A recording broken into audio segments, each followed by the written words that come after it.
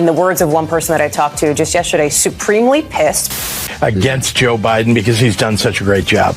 But I believe my faith pushes me forward on how I govern and the things that I do. Lots of crazy things going on. Joe Biden is apparently clashing with the wokes.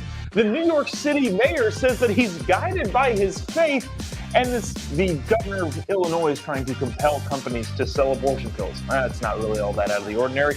All that and more coming up on this episode of Daily Call Live. My name is Jobob. Daily Call Live starts right now. 2, 1. Here we go! That might be the only brown guy on earth named Jobob. That is actually their name, Jobob.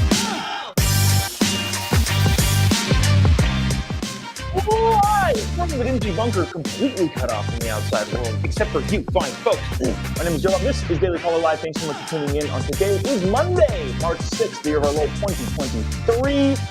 Like I said, a lot going on. This really today is just kind of a recap of the Sunday shows. If you don't watch your Meet the Presses, your Face the Nations, your Fox News Sunday, your State of the Union, all of the shows that happen over the weekend, here's where you can get all of them condensed into like 20 minutes. But a lot of stuff going on. I want to start off with this story because I think this is pretty dang interesting.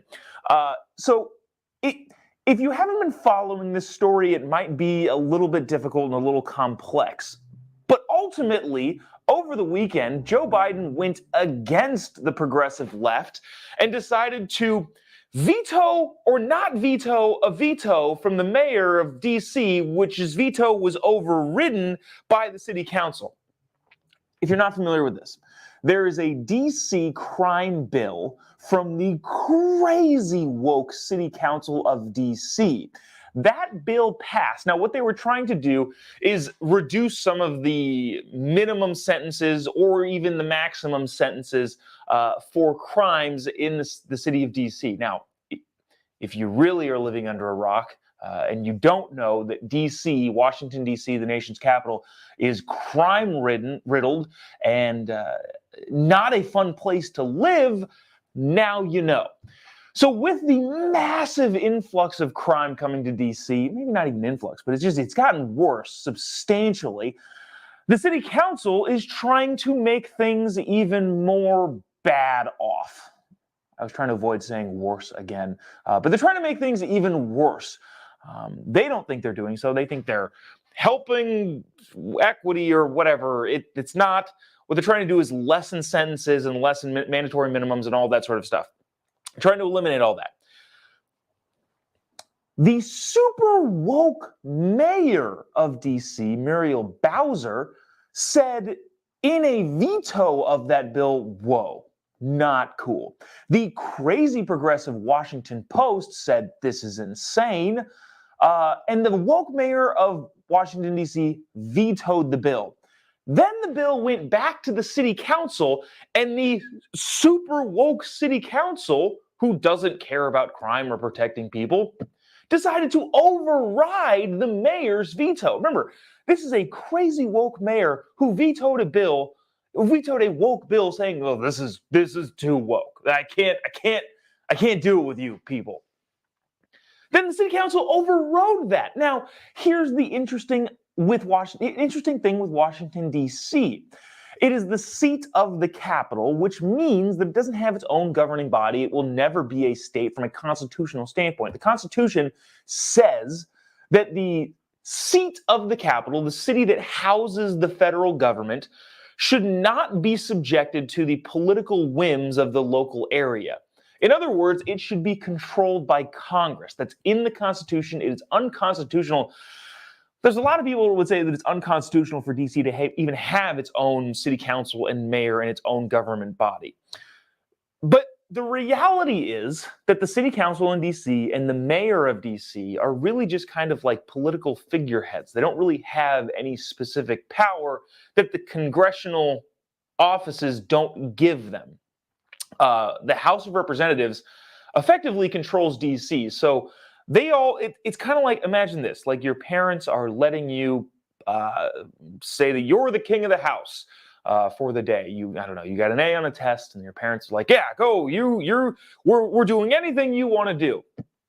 Now, while that seems like total freedom and total power if you were that sort of kid, the reality is that you have limitations and your parents will say no if you suggest something too crazy.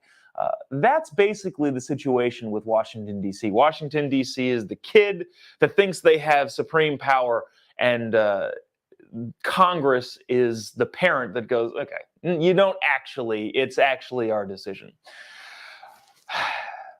So, with that veto of that law being overridden, Congress and the president have now stepped in. The GOP in Congress, the House-led Republicans in the Congress, said, yeah, this bill is insane. And then Joe Biden said, well, we're not going to veto the bill that Congress puts in that overrides the veto. So it's a back and forth and back and forth and back and forth. Effectively, the crazy woke progressive bill that passed in the Washington, D.C. City Council, Joe Biden said, I'm not going to stop House Republicans from saying that's insane.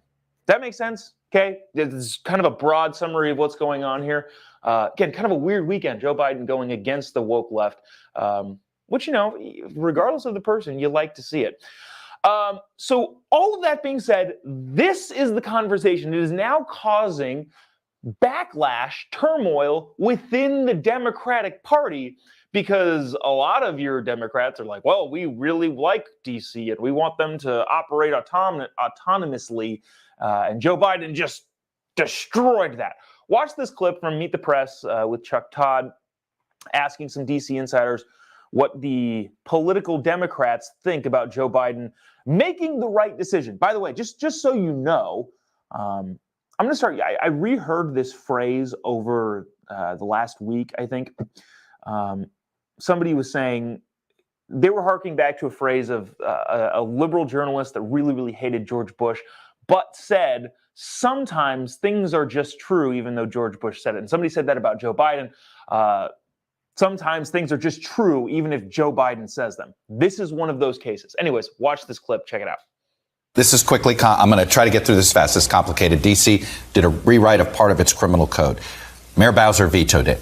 The city council overturned her veto, 12-1, mind you.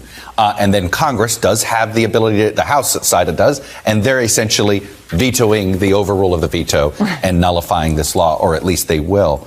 What's interesting here is progressives have been muted in their criticism of the president. It looks like he made the right call here because the party's sort of backing off. Muriel Bowser was not ready to criticize him for doing this. Well, I mean, I will tell you there is still a real sense of anger among some Democratic members of Congress who are, in the words of one person that I talked to just yesterday, supremely pissed by what they saw as a surprisingly incompetent move. Again, I'm quoting here by the White House to, as you say, triangulate this way. I think there is a sense, and I've talked with current and former White House officials who believe that this is anger that will essentially blow over on the politics piece of it. But I've heard questions raised about the credibility that the White House has now moving forward when there might be other tough votes. Look at what the NRCC, the Republican campaign arm, is doing, putting out, this sort of statement saying, hey, the ad scripts write themselves for these dozens of Democrats who took a tough vote on an issue that has been tough for Democrats. I think there is an acknowledgement from Democrats. They're not where they want to be on crime. I've been encouraged by Democratic sources to look at it through the lens of the midterms in places like Pennsylvania, where Democrats did well, where crime was an issue. That, of course, disregards a place like Wisconsin, where that wasn't the case. Or New York. Right. Okay, so that might have been a little bit tough to follow, but hopefully within the context, you understand here that Democrats inside their own party are upset and, like she was saying, could have some bad faith going forward in some more tough negotiations. We'll see how it works out. But again, Joe Biden has said he will not veto the Republican-led bill that would veto the city council's veto override of a bill that the mayor vetoed. All of that being said, this is the right decision, effectively. It doesn't mean they're in the right place at all. Washington, D.C. is still incredibly dangerous. There's crime all over the place, and they have not done nearly enough at the government level to stop that. However, in this particular instance, the president seems to be correct in going against the wokes. Let me see. Where do we even go from here? All right, let's go to this. Actually, this is... Provide student loan debt relief. Sorry about that. Let me back that up a little bit. Okay, so we all heard about the student loan debt relief going to the Supreme Court. They're hearing cases on that. No need to relitigate the student loan debt forgiveness constitutionality. But there's a big political angle with the student loan debt thing that I feel like we should, one, be aware of, and two, take pretty dang seriously. And I am curious about how this is going to shape politics going forward if this proves to be an effective strategy from a political standpoint. Again, obviously, the student loan debt forgiveness, debt transfer, is unconstitutional. It won't pass the Supreme Court. I'm fully confident. And if it does, we've effectively lost a whole lot more than $300 billion to pay off student loan debt. But again, without getting into all of that again, here's the politics of it, which is, I think, pretty dang fascinating, especially when it comes to voters and especially when it comes to how those voters who are going to be actually upset that this is turned out to be unconstitutional, how is that going to affect the elections going forward? And if it does, how does that change the politics of our future? Watch this from Chuck Todd, and we'll discuss on the other side. Time. So this week, the Supreme Court heard arguments on the Biden administration's plan to provide student loan debt relief for tens of millions of Americans. If the justices, though, strike it down, there are going to be a lot of unhappy voters across the country in 2024, including many in important battleground states. So let's unpack this. How did we get here? Well, first, let's look at the cost of college tuition. Over the last 30 years, the cost of a private university's tuition has gone up 80%. Tuition in public university has gone up 125%. Those are some big jumps. For what it's worth, the cost of both housing and cars, those percentages are actually higher than the cost of education. Still, this Biden student debt relief plan, if enacted, would provide up to $20,000 of relief for those that got Pell Grants, up to $10,000 for those with other types of student loans. And guess what? When this was offered, it was popular. Over 26 million people have already applied for this debt relief, even though it is not clear whether it's going to be allowed to happen. And if you break it down by states, and like we like to do it around here, by battleground states, you see these are some big chunks of voters who might not be happy if this gets overturned. Over 1 million in Pennsylvania, over 1.5 million in Florida, 1 million in Georgia. You see where this is going. This is a popular program. If it gets repealed, there are going to be some unhappy voters. Okay, so a couple things that I think, again, we should be aware of here. Again, not relitigating thing, and he's saying this is a popular program. It's not really, it really actually isn't. If you look at all the polling, it doesn't show that a majority of Americans think that other Americans should bail the wealthy Americans out of their student loan debt. So there's that. But goes without saying, though, there are a lot of people in swing states that did, quote unquote, apply for the fake program. Now, of course, it doesn't pass, and it doesn't stand the constitutional muster. That's its whole thing. But I think he does make a good point of where does this put people in their minds when it leads up to 2024?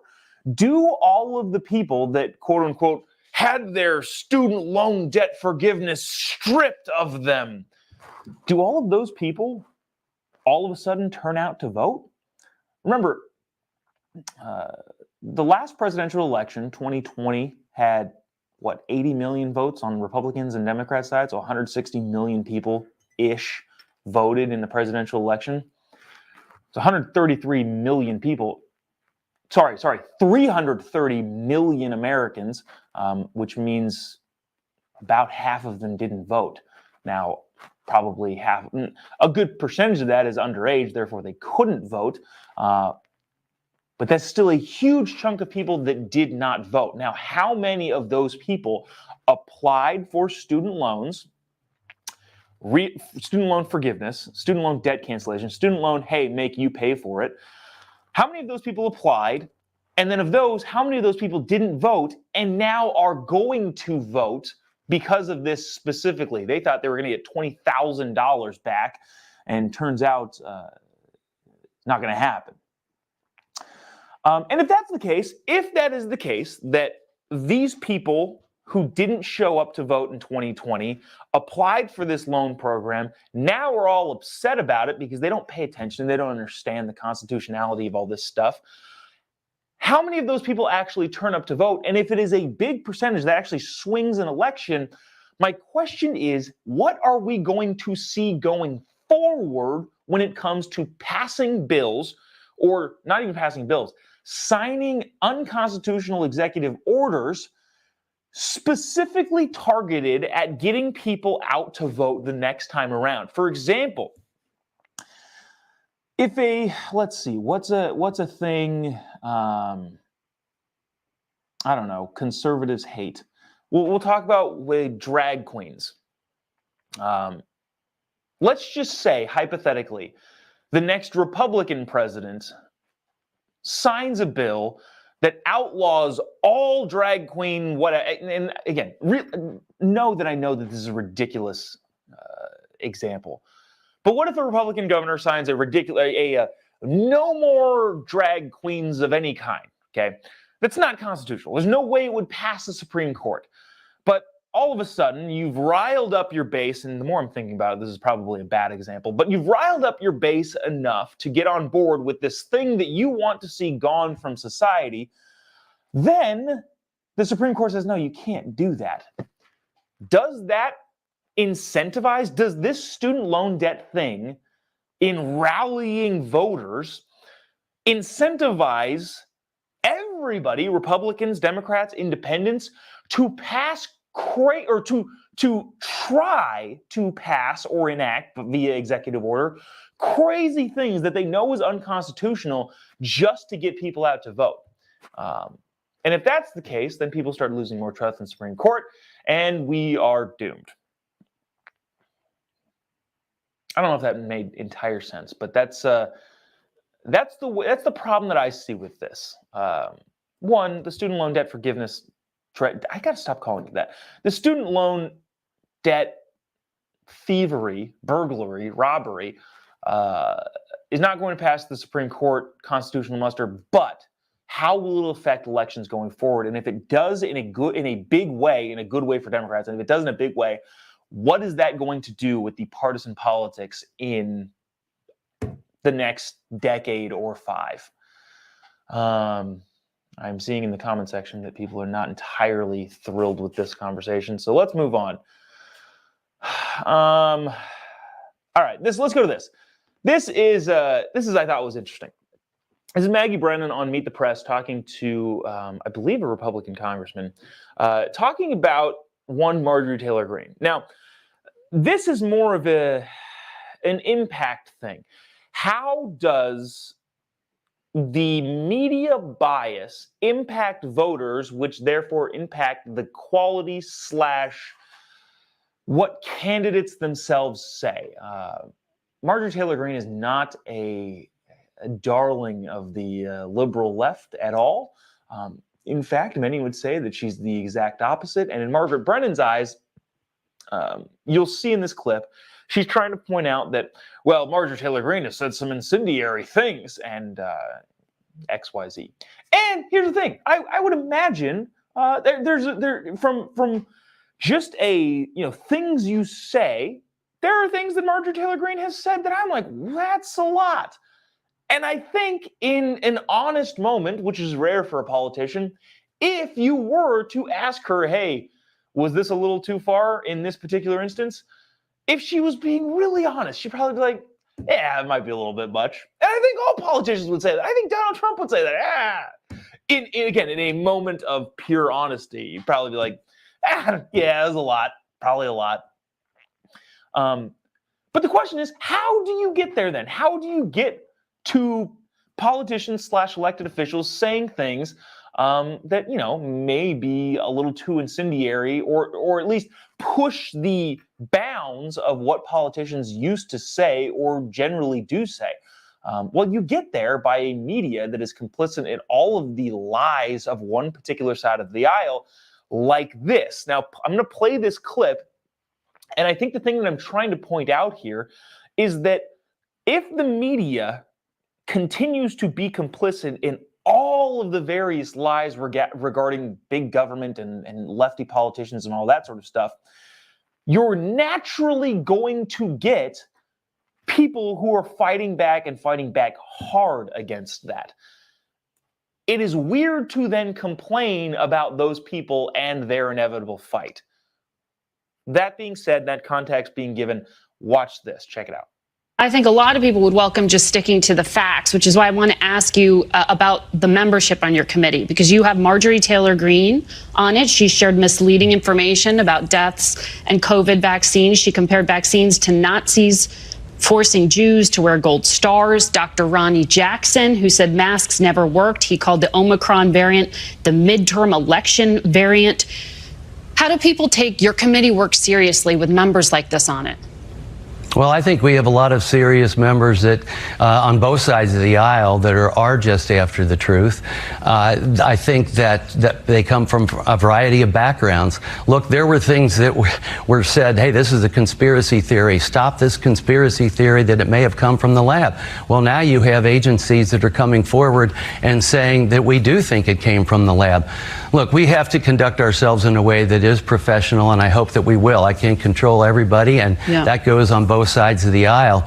Dr. Ruiz can't either. But at the same time, what I'm seeing from all the members is that they have backgrounds of severe interest, significant interest. They either owned a business, they're healthcare providers, they're concerned about the adverse events that may come from the vaccine. These are legitimate things for Americans to be concerned about. And through this process, I think we took doctors out of the equation all too often and left it up to non-physicians to tell America how to treat themselves. That's a great answer. Yeah, Margaret, how do you deal with people that are not being serious?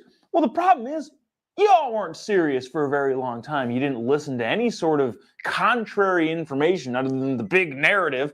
And if you weren't serious, what do you think we're going to do? We're going to, no, we're going to fire off, and maybe it might be too much at times, but also if the lefty side and the media side weren't so complicit in all of their craziness, wouldn't be necessary. So yeah, Margaret,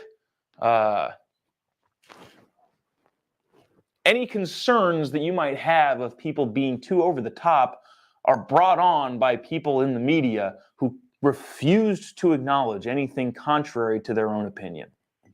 There's that. You know what? We started super late, and so there's a couple more things, and maybe we'll get to those couple things in a little bit later. Yeah, we'll go ahead and call it quits there. There's a couple things we'll get to tomorrow. Assuming that I can do the show tomorrow, we are. Let's see. Right now, this week, Wednesday, let's see, I'm at the University of Kentucky with Charlie Kirk at a Turning Point USA event. And then Wednesday we're there. And then Thursday we're in Chicago with Charlie Kirk and Candace Owens. So if you live in either of those areas, would love to see you out at one of the events. Whether or not we do a show tomorrow is contingent on when I have to leave. So we'll see. But if you haven't already, give me a follow on any of your social media accounts. Just type in Jobob pretty much anywhere. You'll be able to find me. And also find out where we are on tour. Those of you who came to the Wednesday University of California, Santa Barbara, thanks so much. And also, those of you who came on Friday, we had a blast down in the San Diego area, Vista, California. We will be doing more comedy shows around the country, just kind of busy right now, but keep your eye out. We will be doing those. You can just type in jobob.me, and I do have a schedule now. I've been promising that for like 6 months, and there is a schedule now where we are. So appreciate all you tuning in, especially those of you in the comment section who disagree with everything, but still watch. First of all, thanks for watching. It really, really does help us out and really supports the algorithmic pay system they've got there, especially when you engage with the post. I couldn't be more appreciative. Again, to those of you who watch every day and like it, but also to those of you who really, really, really, really hate this show and me in particular, you really, really do help us out with the algorithm flow. So thank you for doing that. Thank you for your support financially. That'll do it for us today. We'll see you tomorrow, maybe same time, same place. Until then, I keep saying until then. Always, God bless America.